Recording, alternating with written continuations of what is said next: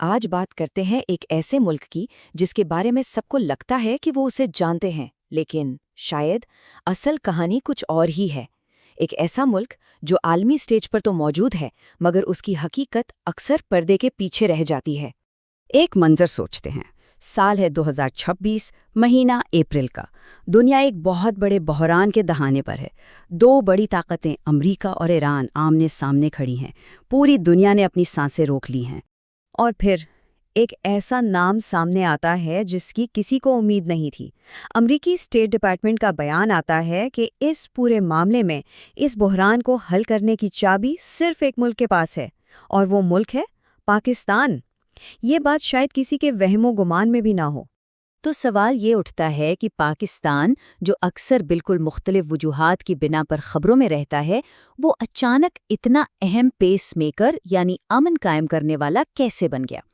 اسی سوال کے جواب میں اس ملک کی ایک گہری حقیقت چھپی ہوئی ہے۔ اصل میں مسئلہ یہ ہے کہ دنیا نے دہائیوں تک پاکستان کی ایک کارٹون جیسی تصویر دیکھی ہے، ایک ایسی تصویر جو حقیقت سے بالکل مختلف ہے۔ لیکن اب لگتا ہے کہ اس تصویر سے پردہ ہٹ رہا ہے۔ تو چلیں اسی کارٹون کو ٹھیک کرتے ہیں اور ان غلط فہمیوں کو دور کر کے اصل تصویر دیکھنے کی کوشش کرتے ہیں۔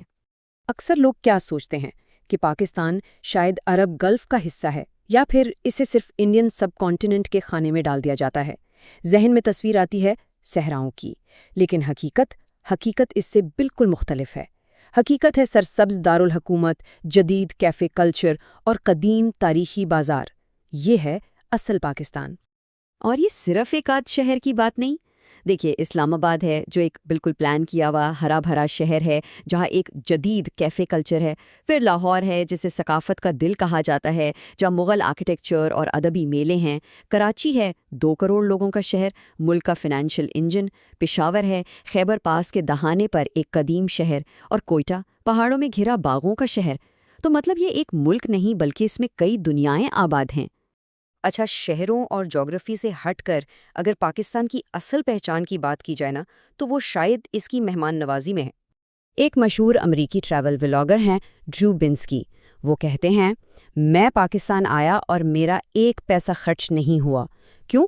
ارے بھائی، کیونکہ کوئی مجھے کرنے ہی نہیں دے رہا تھا۔ یہ دنیا کی بہترین مہمان نوازی ہے۔ اور صرف وہی نہیں، کینیڈا کے ایک اور ولاگر ہیں نولان سمور۔ وہ تو سیدھا موازنہ کرتے ہیں، کہتے ہیں انڈیا جاؤ تو لوگ سمجھتے ہیں کہ ایک چلتا پھرتا ATM آ گیا ہے، پاکستان جاؤ تو لوگ کہتے ہیں ارے ادھر آؤ، یہ لو مفت کھانا۔ یہ صرف مہربانی نہیں ہے، یہ ایک بالکل ہی الگ سوچ ہے، ایک کلچرل مائنڈ سیٹ ہے۔ اور یہ جو مہمان نوازی ہے نا، یہ جڑی ہے عزت کی تصور سے۔ یہاں مہمان کی میزبانی کرنا میزبان کے لیے اپنی ذاتی عزت اور ساکھ کا معاملہ ہوتا ہے۔ مطلب یہ کوئی حساب کتاب نہیں ہے کہ میں نے کھلایا تو مجھے کیا ملے گا، نہیں، یہ ایک طرح کا اخلاقی اور سماجی فرض ہے۔ اچھا، اب ایک اور بہت ہی دلچسپ اور شاید تھوڑا عجیب پہلو دیکھتے ہیں پاکستانی کلچر کا، اور وہ ہے ان کا مزاح، خاص طور پر باغیانہ مزاح۔ اسے سمجھنے کے لیے دھرندر فینومینن کو دیکھتے ہیں۔ ہوتا کیا ہے؟ انڈیا میں کوئی بلاک بسٹر فلم بنتی ہے جس کا مقصد پاکستان کی توہین کرنا ہو۔ پاکستانی کیا کرتے ہیں؟ وہ اس فلم کا ساؤنڈ ٹریک اٹھا لیتے ہیں، اور پھر وہی گانے ملک بھر میں شادیوں پر بج رہے ہوتے ہیں، لوگ ان پر ڈانس کر رہے ہوتے ہیں۔ یعنی ایک توہین کو ملک گیر جشن میں بدل دیا جاتا ہے۔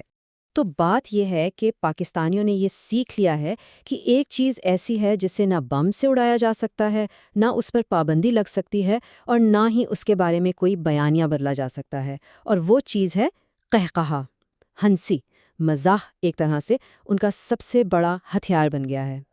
اور یہ جو لچک ہے، یہ جو ریزیلینس ہے، یہ صرف ہنسی مذاق تک نہیں ہے، یہ ان کی سخاوت میں، ان کے آرٹ میں، اور مشکلات کا سامنا کرنے کے طریقے میں بھی نظر آتی ہے۔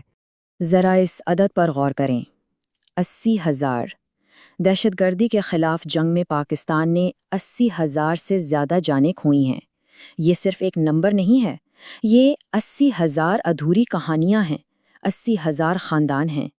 لیکن اب اس ناقابل یقین نقصان کے بالکل برعکس ایک اور حقیقت دیکھیں۔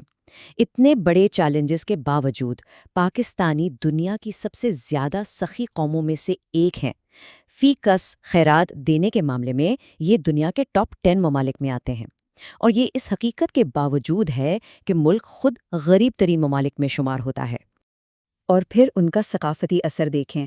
کوئک اسٹوڈیو جو ایک گلوبل فنومینن بن چکا ہے، نصرت فتح علی خان جن کی آواز سرحدوں کو نہیں مانتی، اردو شاعری جو محبت سے لے کر سیاست تک ہر چیز کا اظہار ہے، پھر رز احمد ہیں، آسکر اور ایمی ونر، ملالہ یوسفزئی، نوبل انعام یافتہ، شرمین عبید چنائے، 2 بار آسکر جیتنے والی ڈائریکٹر، عروج آفتاب، گریمی ونر، یہ وہ نام ہیں جو عالمی سطح پر پاکستان کی پہچان ہیں۔